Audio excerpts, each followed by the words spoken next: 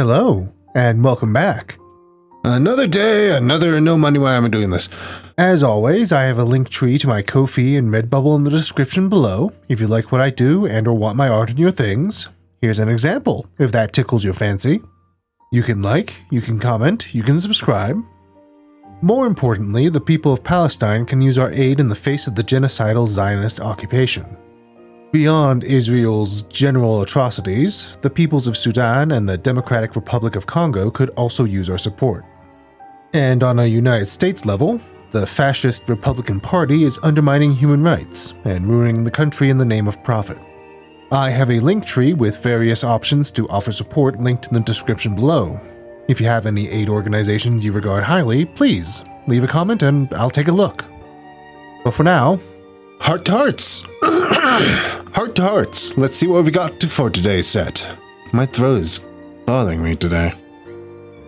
The state is on fire again, so it's probably that. Moving up the Bionis, we arrive in Satorl Marsh at the Sororal Statues. Which...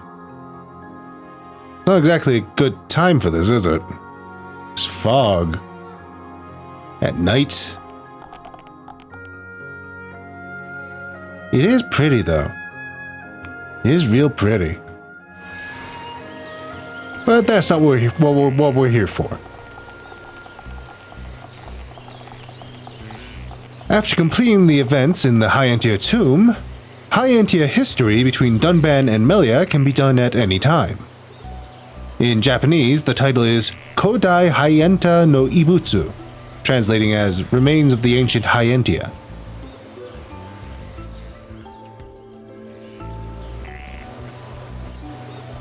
Those statues. Am I right in thinking they are of Entia origin? They are indeed. These are the Sororal Statues. They depict twin goddesses representing order and justice. A treacherous place to erect them. This place was once used for a coming-of-age ceremony. Here? Yes, here. What are you trying to suggest? This site is a stunning example of high Entia architectural skill. I can't deny that. Oh no! What's wrong, Melia? Each statue is supposed to have an ether crystal on its chest, but one of them is missing. Thankfully, the other statue's crystal is still present. I wonder what happened. It might have fallen off. I have my doubts that such a thing is possible. Perhaps it was due to a flaw in the construction. Even the wise and skilled Entia must have their off days. Spare me your sarcasm, Dunban, even if you are correct. Why don't you replace the crystal? Bring the sisters back to glory. I'm sure you're up to the task. This is not a bad idea. What one sister has, the other craves, and we cannot have that. Perhaps it was stolen. Many people with dubious reputations travel through here. I have heard of such people. I don't suppose we'll ever see it again. Why don't you replace it? You're right, Dunban. The twin goddesses of order and justice must look their part. Order and justice, huh? I'm sure they'd be happy if you were to help them out. That seems fitting. Potential successors to the throne who came of age were left here. If they survived, they could return to the capital, triumphant. I see. So only the best specimens continued the imperial line. Ruthless, but effective. That is what I was told, at least. It was probably all just a formality. Of course. Fighting off the Satorl Guardian alone is no easy task. However, I have heard of a former ruler who did see the task through. An adventurous one, no doubt. The participant has no choice in participating. Then sounds as if they were simply being led to their death. There must have been a reason for conducting the ceremony. Something that made it necessary in that particular case. Are you suggesting this Hyentia was of mixed blood? Yes. The ceremony must have been needed to gain the people's trust. Just as I faced the tomb. Does this place remind you of the tomb? Yes, of the hardship I faced there. And the friends that saved my life. I am forever grateful to you all. A half-Homs like you? Very astute, Dunban. Not a pleasant fact, but still true. I find it ironic. Goddesses of order and justice looking down with biased gazes. Still, I can understand why the ceremony was necessary. It must have been the only way to secure the people's trust. The same reason you faced the tomb, right? Calm yourself, Melia. I have a sword. Why did you do that? Whenever you feel afraid, know that we're here to protect you. I know, Dunban. You saved my life at the tomb. I will never forget the debt I owe you and the others. Even further up, we enter Makna Forest. Near the watering hole, we can find Riki's crazy crystal plan between Riki and Reyn at any time. In Japanese, the title is Eteru Kesho Daisakusen, translating as the Great Ether Crystal Operation.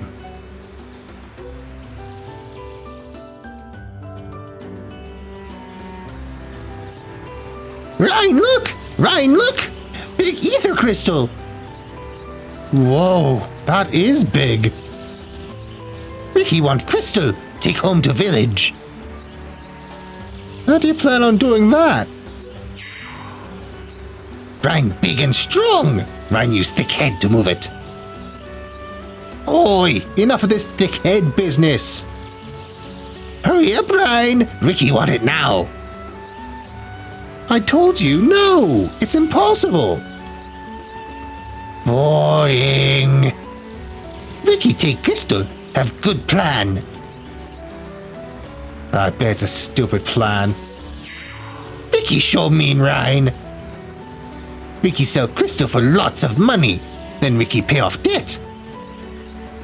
Knew it. Money's all you ever think about. Well, you can count me out. Please, Reyn. Please, please. Riki needs crystal. Now. Try asking Dunban instead. He'll pull this thing free for you. He's good at that stuff. Really? Dun help? He not look strong like big dumb Reyn. Just ask him already. You're giving me a headache.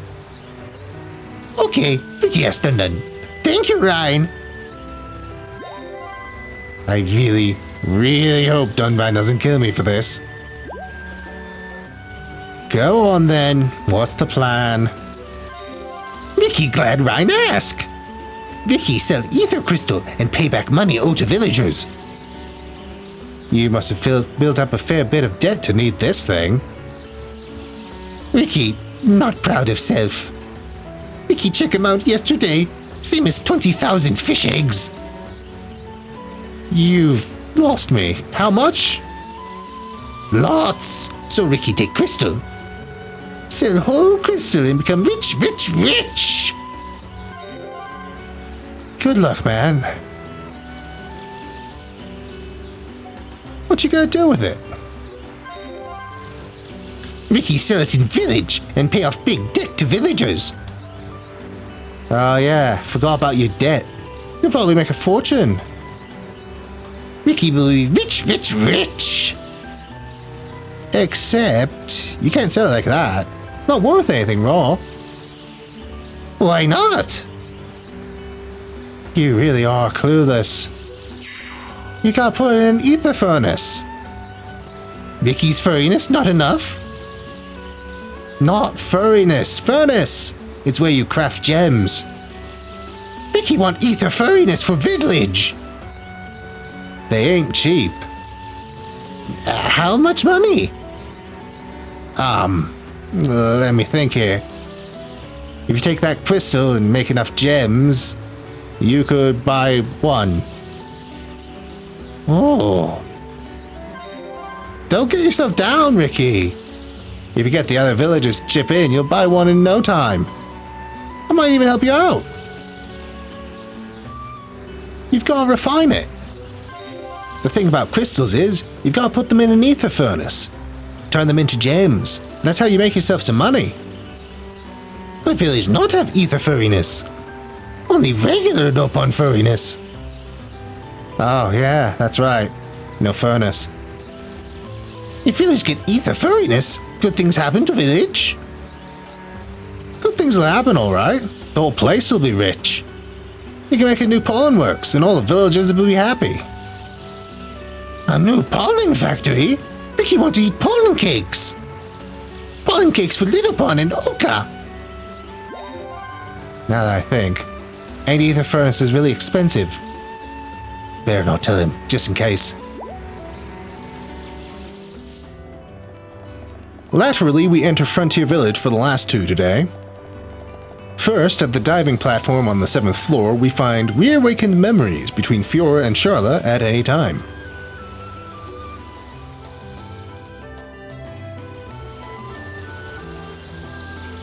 I heard it's Nopon custom to jump from here. To prove your love and devotion. From all the way up here? Wow. A bit high, isn't it? A bit. But you know someone who's leapt from an even greater height. You mean Reyn? Reyn didn't jump. He fell, and fell hard. I'm talking about Shulk, you know, the one you fancy. When the fortress collapsed, he jumped straight off. He spared no thought for himself. All he cared about was saving you. But it's the same with you and Reyn, isn't it? He kept you safe. We talked about it once. I think his exact words were, "I saved her! It was me!" Oh dear, that boy doesn't shut up. Kidding, he didn't say that. Guess even Reyn isn't that stupid. Even he knows we survived because we fell into the water. You could have hurt yourself even falling into the sea. But no, Reyn didn't say a thing. I know he really likes you though. How about we concentrate on you first and me later, okay? No fair, Sharla. I shared with you. Next time we have dinner, you're going to tell me everything. Like your fiancé that just died. Why is this a plot line? Why? I don't... whatever. Well, okay. I can't avoid it forever, but you're buying, Fiora. He seemed happy with himself. Sounds like Reyn, alright. If it's just between you and him, then I guess it's okay. What do you mean? Do you remember how Reyn made you that promise? That he'd protect Shulk no matter what happened? Now, Shulk is a stronger person, Reyn is feeling a little inadequate. I didn't realize. So that was all about showing me he could protect someone. You. Or it was just Reyn being adult. No need for any big leaps of logic. You mean Shulk? I think I saw a smile there. Yeah, when the fortress exploded, he didn't hesitate for a second. He jumped to save his sweet Fiora. I only remember bits and pieces. I was so afraid. But when I woke up, there was Shulk by my side. I suddenly felt safe and warm. Sounds like you two get along very well indeed. What do you mean? I get along well with everyone. You, Reyn, my brother. I get it, playing it close to your chest. But I know what happened after you woke up. Reyn told me. You were all nervous, didn't know whether to hold hands or not. I'm not telling. You're a sneaky one, you. But it's okay. I know how nice it can be keeping these little secrets. Sharla, Hold it there, Missy. You were about to spoil the mood by apologizing for no reason. How do you do that? Nothing gets past you at all. Trust me, Gato had it much worse than you ever will. But if you need any help, don't hesitate to ask Big Sis Sharla. Although Dunban strikes me as the type who'd know a lot more about this. Dunban? Even Riki knows more about relationships than him. Riki is married after all, so he's got one up on both of us. Reyn said that. Not just him. Dunban had plenty to say as well. Reyn and Dunban, they need to take a look at the mirror. I'm sure they have bigger things to worry about than my love life. It's natural, Fiora. We're all anxious for you and Shulk. Follow your heart. Just remember to be careful. First love can end in tears. Not you too, Sharla. I've had enough of everyone sticking their nose in my business. We only want the best for you. Don't look back on this time with regret. Go get your man, Fiora.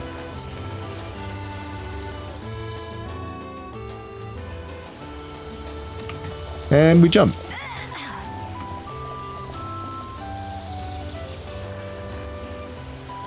And finally, the Nopon Tower at the entrance has a day like any other between Fiora and Melia, also at any time.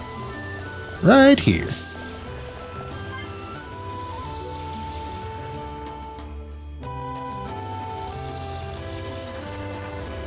Why do tranquil places like this bring back so many memories? Perhaps the quiet clears the head. So, what's on your mind, Fiora? Let me guess. Shulk? Well, sort of, but not just him. Maybe I shouldn't tell you this. I'm very interested to know. You are? I thought you'd be the last person to listen to me go on about this. No, it's okay. Really, I'd love to hear about it. Do tell. If you're sure, then here I go. Well, there's a wonderful park near my home. I do miss it. Once I made lunch for Shulk and me, and we had a picnic there. That's what popped into my head. It's just... those dear memories, they make me feel sad now. Sounds silly, doesn't it? I know. I don't know what's wrong with me. You sound more down than when Riki skips a meal. You don't mince words. I can't lie to you, Fiora. Honestly speaking, though, I like that about you. Give me a moment to finish. Being stuck in the past is no good, but that won't happen to you. You think I'll be alright? It's hard to know myself. And that naivety is... naivety. Naivety is no bad thing. I want you to remember this. You're strong, Fiora, and you can overcome anything. Wow, when you say that, it's so commanding. I can really believe it. Good. In fact, you're almost too strong some of the time. You could do with showing your softer side more often. Are you sure? You never show anyone your softer side. Oh, well, Hey, wait just one moment. We were talking about you. Anyway, I'm sure you get my point. I do. Thank you. And I'm glad you were willing to be so honest with me.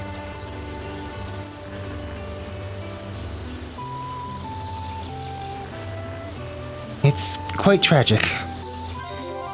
Hold on, Fiora. Let me finish. Being stuck in the past is no good, but I'll be honest.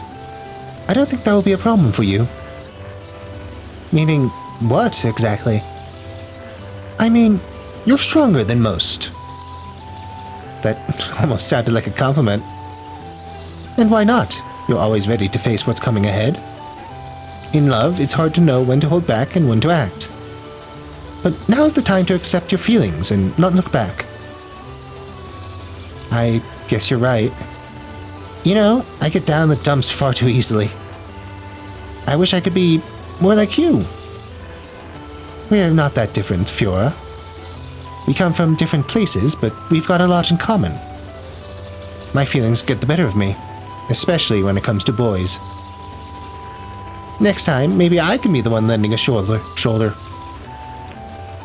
Perhaps, and for now, look after yourself, Fiora. Keep your energy up. Thanks, Melia. I'm feeling much better already. God, it's so reductive. Always rolls right back around to boys. God. Okay, I'll tell you. There's this wonderful park near my home. I do miss it. Once I made lunch for Shulk and me, and we had a picnic there.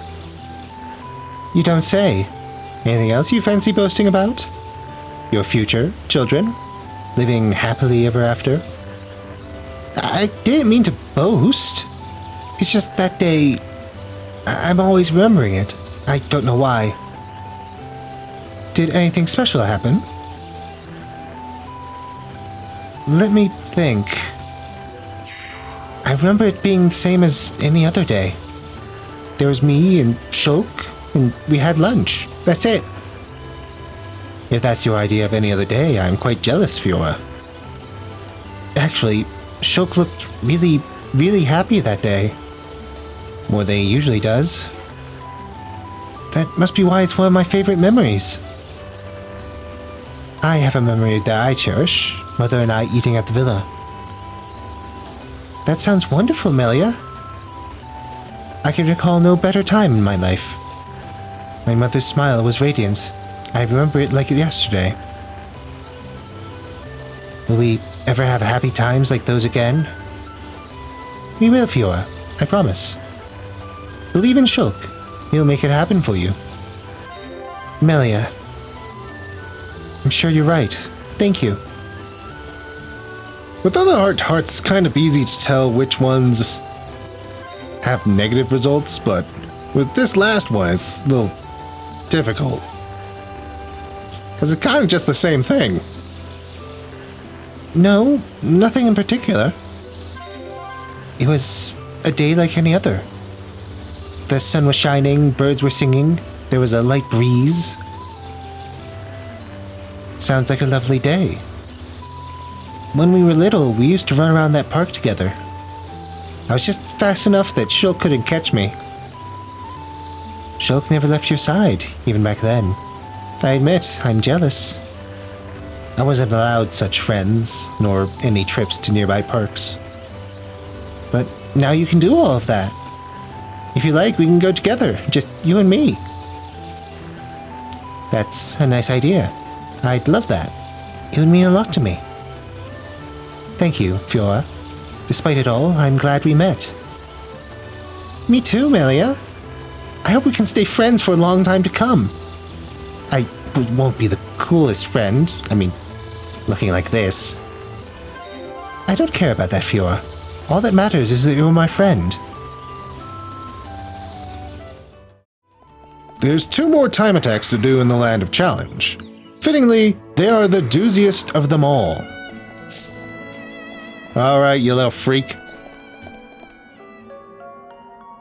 What's up?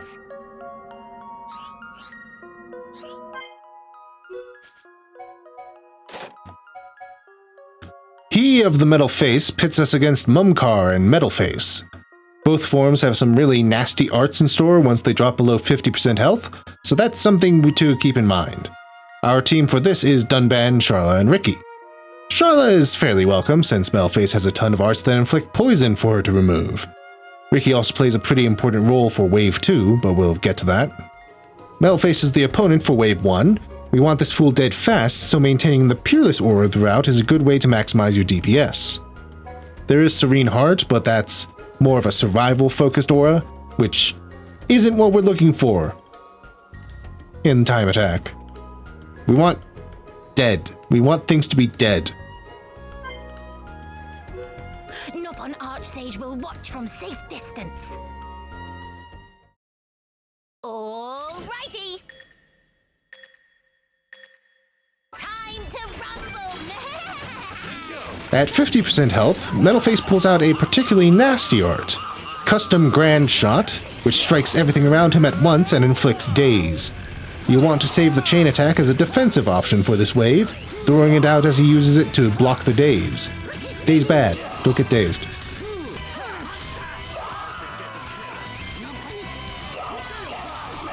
What the hell arts does Sharla even have right now?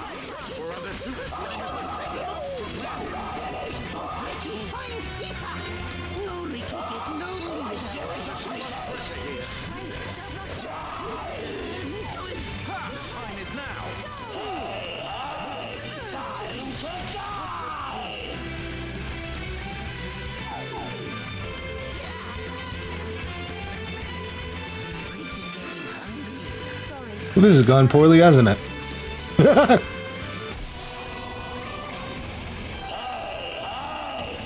Well, this is that again. You dick.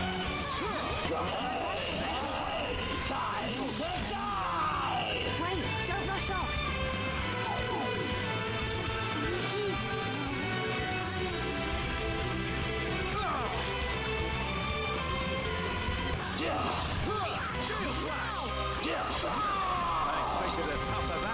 Mumkar pops out of his metal shell for wave 2 like a particularly violent pistachio. Alright, you strange little freak. Let's go. He's got a pretty nasty combo in store for us, an AoE art that topples everyone around him, which leads into another art that instantly kills a toppled target. Like, being toppled is bad for any time attack, but this time, it's straight up killer. He also has an art that inflicts blaze in a line in front of him, and an art that makes him entirely invincible for a time. Keep an eye out for the last one if you're aiming to rip into him. So, he's a dangerous boy. Having him toppled would certainly be nice, however, having him dead would be nicer. Farming for a topple is going to lose you DPS if that's all you're doing, so we're going to alternate between two of Dunban's art chains. Gale Slash into Worldly Slash puts down some handy effects, 20% each of physical defense down, strength down, and filling the party gauge. Gale Slash into Electric Gutbuster into Steel Strike is our topple combo. Note that Electric Gutbuster only has its break effect when used after Gale Slash. The chain attack is going to be our hefty damage dealer for this wave. When getting prepped to trigger it, keep an eye on a couple of things. That Mumkar isn't using Corner, rendering him invincible, and that Sharla isn't using Cool Off, rendering her unusable.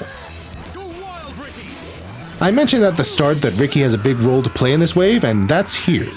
Before triggering the chain attack, run through Dunban's topple chain and hope that the topple goes through. Upon triggering the chain attack, throw out a series of red physical arts, Worldly Slash for the physical defense down, Headshot because it's Sharla's only option, and the big moneymaker, Say Sorry. Say Sorry clears the target's debuffs and increases its damage for every debuff cleared. This is why you want as many debuffs as possible stacked on this freak. Riki can pop him with a cool 60k if you get lucky, a solid fifth of his total health. Actually, while we're here, let's talk about something I read about Mumkar while scripting this. In the original version of the game, there was a glitch regarding his... Apparently, in the original version of the game, there was a glitch regarding his super spin art. You see, it didn't work right. Apparently, instead of toppling your party, it just toppled him instead. Wild. Anyways, that was fixed with Definitive Edition, obviously.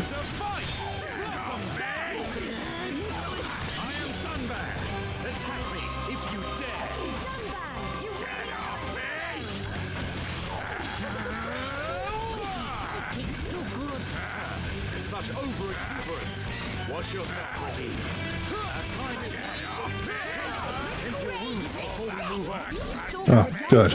He's dead. God, the middle face fight was so scuffed. What happened there? B. Lovely. Stage thrilled beyond words. Here is little something. Oh. That gets us the rewards anyways. Well, I'll do better on my own time. So, this last one is probably going to be a massive fucking nightmare.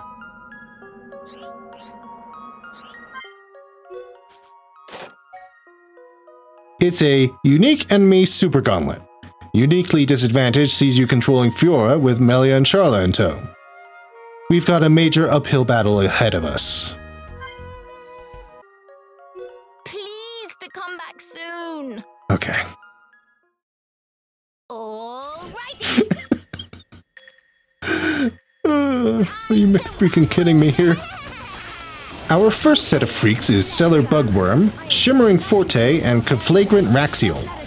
We're looking to get Fiora to maximum tension in this wave.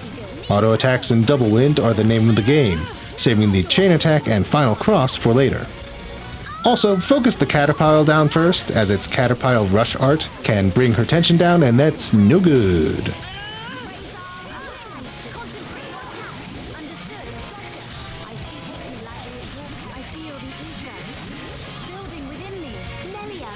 What am I fighting? This guy. Alright, Forte. Get off of Melia. Or kill her. Cool. Why don't we have a tank for this fight?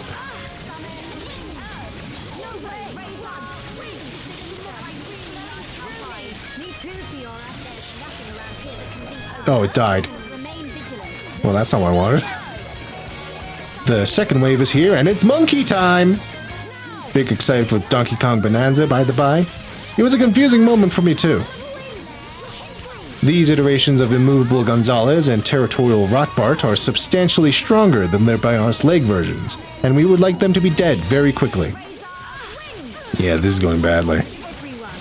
You want to give Melia time to summon some elementals, but use the chain attack on Gonzalez as soon as reasonable, and pound him with as much damage as you can manage. Final cross into elemental discharge into either Headshaker if Gonzalez was toppled, or Headshot if he wasn't. The goal here is to kill him immediately, so that we can focus on Rotbart alone. Rotbart has a fairly nasty topple spike of 1800 damage, but never mind all that. Hit him with Final Cross and kill him as fast as possible. Don't forget to trigger your art's bonus modifiers to fill the party gauge as you do so. You want as much as you can get going into Wave 3, which is Lizard time! Are you McFreakin' fucking me right now? It's Avalanche Abacy, the most powerful enemy in the game. We haven't even seen this freak yet, and you're expecting me to kill it as well as Blizzard Belgazus? We haven't seen it yet either. Let's see what we can do here. Hopefully you got the party gauge all the way up before the end of the last wave, because we're looking to batter Belgazus until it's dead. Pop second gear and enter the chain attack and see how far you can get on this art chain. Fiora's talent art, Sword Drones, Elemental Discharge, Headshot, any of Fiora's red physical arts, Elemental Discharge again, Headshaker, and Cross Impact. Remember Rotbart's Topple Spike? Well, Belgazus has the same deal going on. Do not topple this freak. And after that chain attack, just focus on it until it's dead. This now.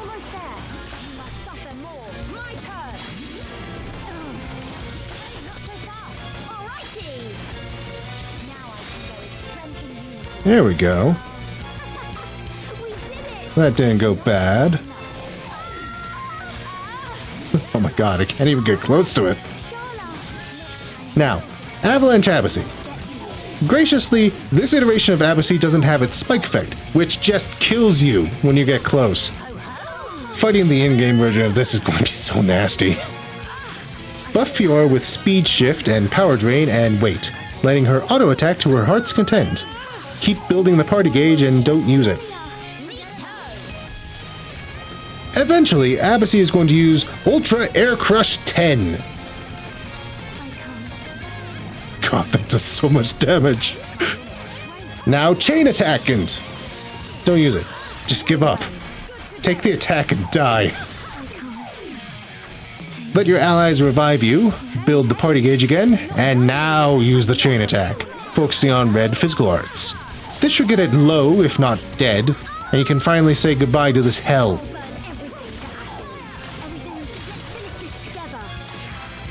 Actually, while I have you all here, Godzilla vs. King Kong loses. That's just it. If you can come up with some reason that the living radioactive disaster with a breath weapon loses to a giant gorilla in a fistfight, that whole radioactive disaster thing is still going to kill the ape. King Kong loses. That's the thesis for this episode. King Kong takes a page out of the X-Men's book and loses, and probably dies, just as big a failure as the fucking X-Men. King Kong's a lesser Kong than other previously mentioned Kongs.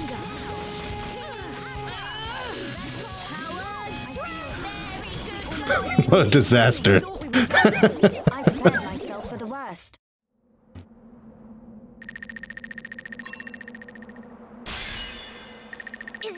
Good enough. Yay! Here is little something.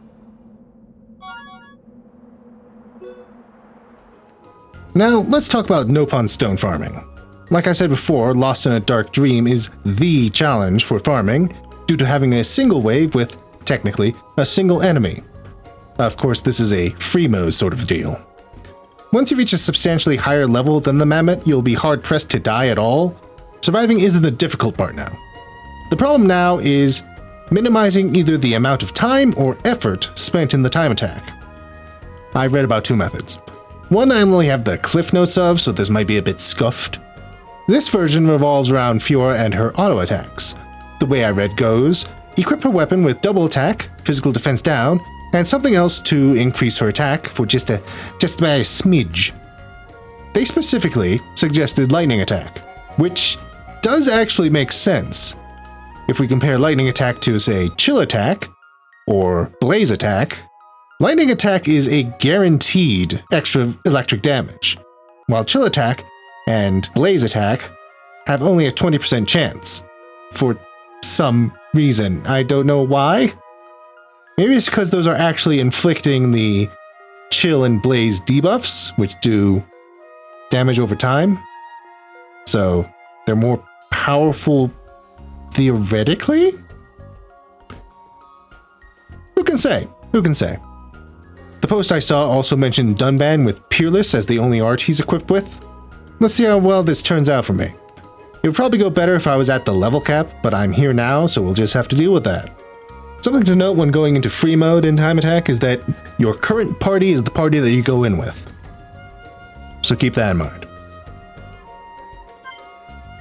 Please to come back soon. Alrighty. When you start the challenge, use speed shift and run up to the Mammoth and just let her go to town. Just let her go nuts.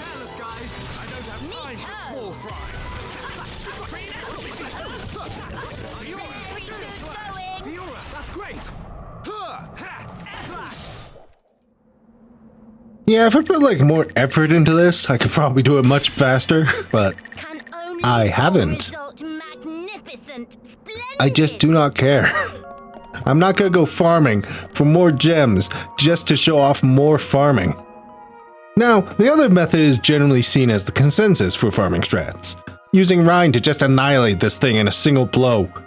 Let's see what we've got. The basic gist of this is that we're aiming to turn Reyn into a truly excessive sort of DPS. We'll start with not the main man, but with his supporting cast, Shulk and Dunban. We want to strip these two down to only a few arts each. Shulk is to be set up with Stream Edge, Air Slash, and Slit Edge only. Break is notoriously unreliable, so you want to increase his chances of getting it off. Slit Edge is for inflicting physical defense down for more damage. Dunban can be brought down to only the Peerless aura, and Steel Strike to topple once Shulk has hopefully gotten Break Off. You could also add Gale Slash and Worldly Slash for a higher chance of inflicting physical defense down. Now, building Reyn to function as a tactical warhead. We want power up the wazoo. Equip anything you can to boost damage. As I've been mentioning triggering topple, a topple up gem is an obvious choice. Another is back attack up. Boost strength as much as possible, boost his critical rate, increase the minimum or maximum attack damage of his weapon, in whatever way you can, increase how much damage Reyn outputs. For Reyn's arts, there's a trio that we're looking at here. Berserker, Magnum Charge, and the all-important Sword Drive. Let me move that closer to the front. There we go. Let me move that. Let me bring in more swing. There we go. Berserker is an aura that increases his strength by a large percentage at the cost of a 25% penalty to his physical defense. Magnum Charge is an interesting art that draws from his talent gauge. It requires it to be full to use and drains it completely afterwards. Basically, it's trading the talent gauge to substantially increase the damage of the next physical art.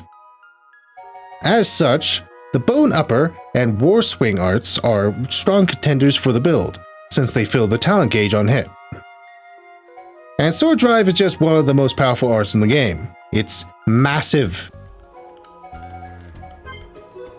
Nopon Archsage will watch from safe distance.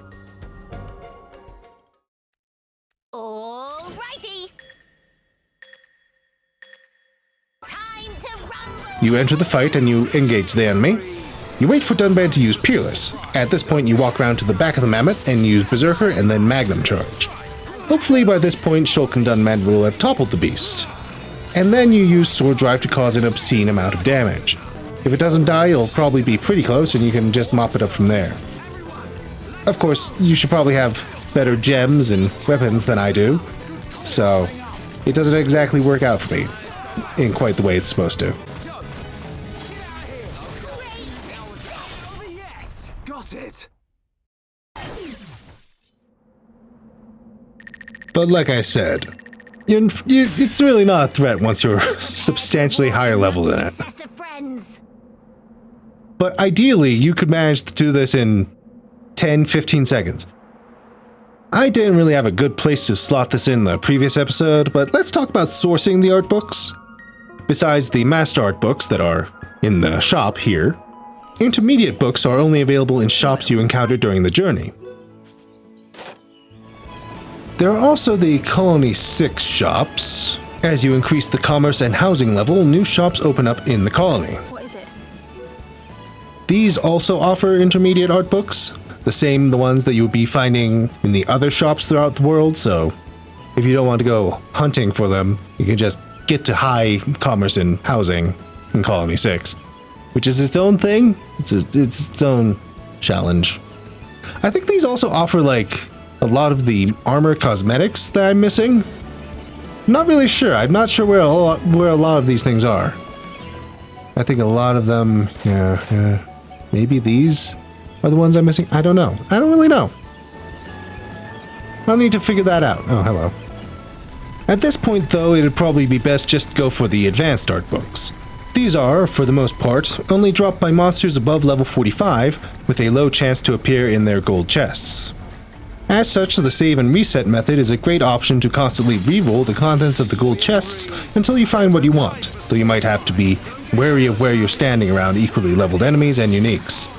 Uniques do provide an advantage over standard enemies, of course. They're guaranteed to drop gold chests in exchange for being more dangerous.